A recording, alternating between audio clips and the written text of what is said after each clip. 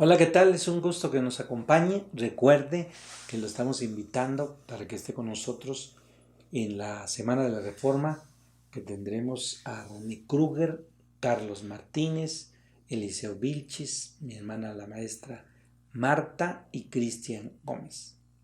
Toda la semana va a ser interesante.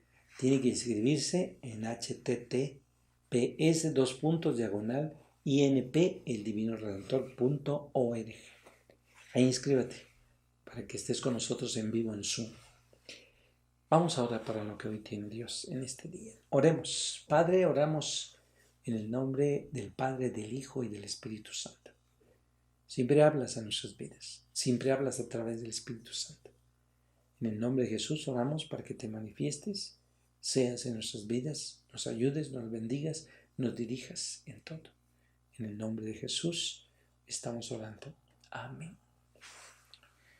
De las lecciones que vemos en Romanos capítulo 1, que estuvimos mencionando versículos en la semana sobre lo que el apóstol Pablo habla de este evangelio, que es el poder de Dios. Desde su inicio en el capítulo 1, ahí tiene que mencionar el apóstol Pablo de que él es apartado precisamente para dar la buena noticia, este evangelio de Dios. Lo que Lutero encontró precisamente sentido cuando sabe que él nada va a poder ganarse para obtener esta justicia de Dios, que el justo por la fe vivirá. Un Dios que está llamando al apóstol Pablo y lo ha preparado precisamente para una tarea especial, como te prepara a ti para una tarea especial. ¿Será que tiene que ver con una prueba? Al fin y al cabo, la carta a los romanos es una cara de Dios que ha enviado a la iglesia y al creyente individualmente en ese tiempo histórico, o nos hace falta que la carta o la epístola sea aún más precisa con lo que tiene que decir. Pero no hay duda que el Hijo de Dios está investido de poder. ¿Quién? Jesucristo. Jesucristo nuestro Señor. El hecho que no haya límites a ese poder y el hecho adicional es que es ejercido a favor de nosotros. No lo que se menciona ahí en el versículo 4.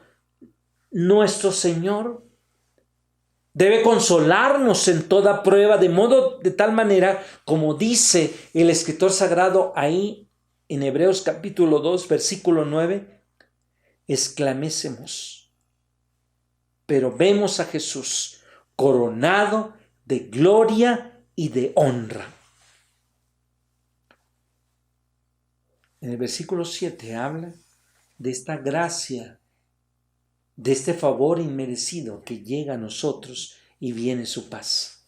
Cada persona, cada creyente, cada persona que conoce de Cristo y llega a ser un cristiano, va a cambiar el sentido de nuestras vidas. Por eso el evangelio es el que tiene poder. Desde el lunes yo lo mencioné. Tu vida puede cambiar a través de Cristo. La forma en que se saluda a la gente cambia. Gracia a vosotros y paz. Un Dios quien sirvo de corazón. Ahí en el capítulo 1 de Romanos, en el 8, 9, 11 y 15, habla de cómo el apóstol Pablo sirve y sirve de corazón. El deseo de poder estar ahí con los romanos. De ahí el anhelo de poder predicar el evangelio, no solamente en otros lugares, sino también en Roma. Por eso mucha gente siente gran entusiasmo por estas salidas que tiene que ver hacia el campo o en los deportes. Pablo siente gran entusiasmo por Dios, un entusiasmo y un celo que hay expresiones ahí para poderos impartir. Pablo sabía que el oficio del cristiano en la vida era de impartir, es decir, ser bendición. Hoy el cristiano tiene que ser bendición. Versículo 11 de Romanos capítulo 1. Este es el oficio que cada uno de ustedes y yo debemos tener. una vida de poder impartir, una vida de ser bendición. Somos bendiciones del tiempo como iglesia del Divino Redentor y además como iglesia en general que cree en Jesucristo cuando das tus aportaciones para las despensas, cuando mandas el producto, cuando traes tu producto, cuando mandas la ofrenda para que se compren del producto. Un Pablo que dice a los romanos ahí en el versículo 12, quiero decir que podamos animarnos mutuamente por la fe del otro, tanto la vuestra como la mía. Está convencido el apóstol Pablo que el más humilde de los hijos de Dios puede impartirle algo al propio Pablo. ¿Cuántas veces pensamos nosotros que no vamos a aprender de las personas? ¿Que qué nos van a enseñar las personas después de mucho tiempo en el ministerio? Por eso es necesario que todo aquel que pone su acción, su fe, de fe a fe, vivirá por la fe. Poner en acción la fe. De fe en fe. Y por eso Pablo menciona la fe quitando los ojos de uno mismo. Porque la fuente de esta fe viene de la salvación, mirando a Dios para recibirla de Él como un don. Por eso el doctor Herman Bavinck, sobre la doctrina de Dios, traduce lo siguiente ahí en el libro de Doctrine of God, en Grand Rapids en 1977, escribe esto: mi saber no me ayudó ahora, tampoco lo hace mi dogmática, solo la fe me salva, solo la fe me salva. Fíjese, qué palabras tan notables, de excelencia por uno de los más grandes teólogos reformados, el doctor Herman Bavinck. Pero tampoco tienen que ser mal interpretadas.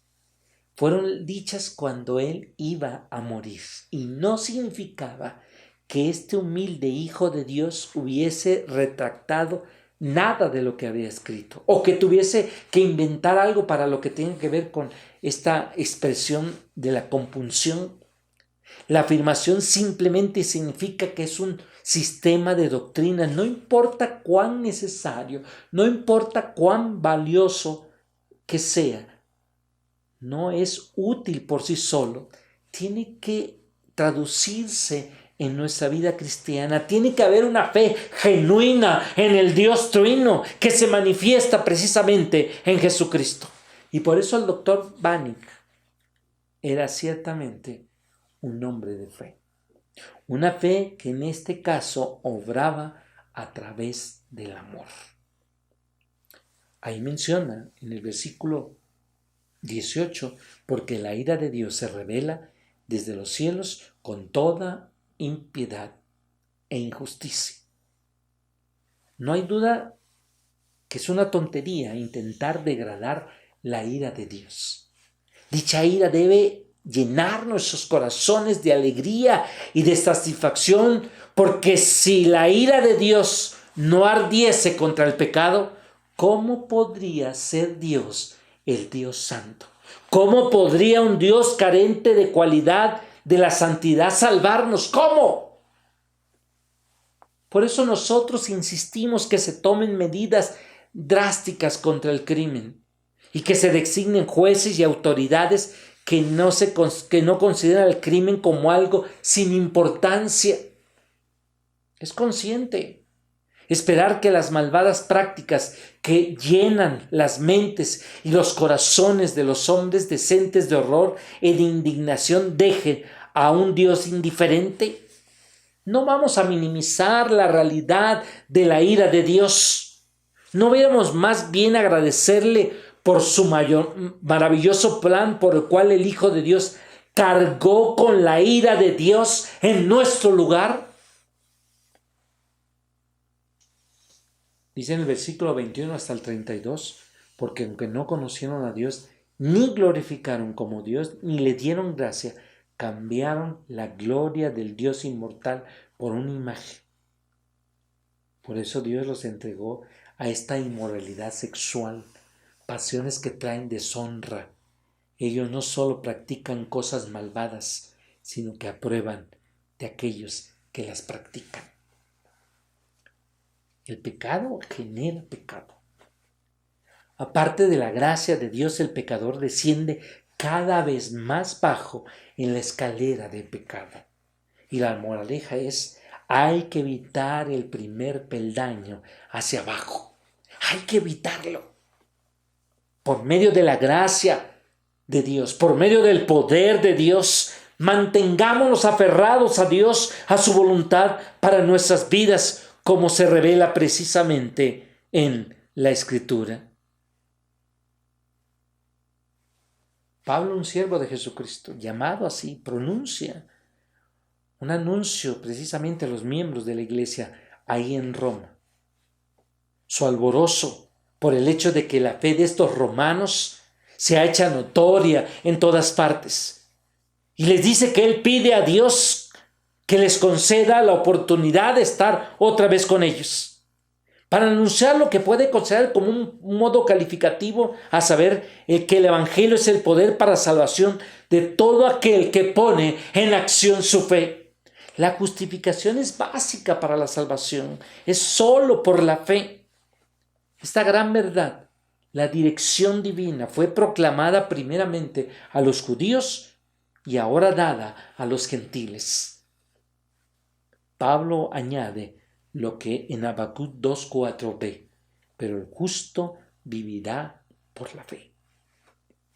Después de haber afirmado que el camino de la salvación es para todos, a saber, solo por la fe, Pablo ahora divide la raza en dos grupos, gentiles y judíos.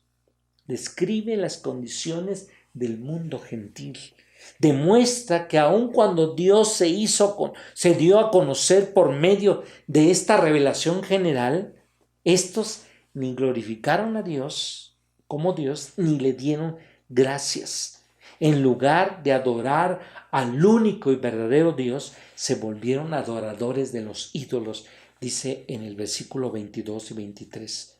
Como resultado, Dios al fin les abandonó a sus propios caminos malvados, incluyendo no solo la homosexualidad deliberada que se menciona en 24-27, sino también otros vicios, 21 de los cuales se mencionan del versículo 29 al 31. Se concluye con una nota. Y aunque conozcan la ordenanza de Dios, aquellos que practican tales cosas son dignos de muerte. No solo continúan en ellas, sino que aprueban aquellas que las practican en el versículo 32. Esto es lo que encontramos en el capítulo 1 de Romanos. Oremos. Padre, oramos en el nombre de Jesús. Te pedimos que hables a nuestro corazón, nos digas, nos ayudes.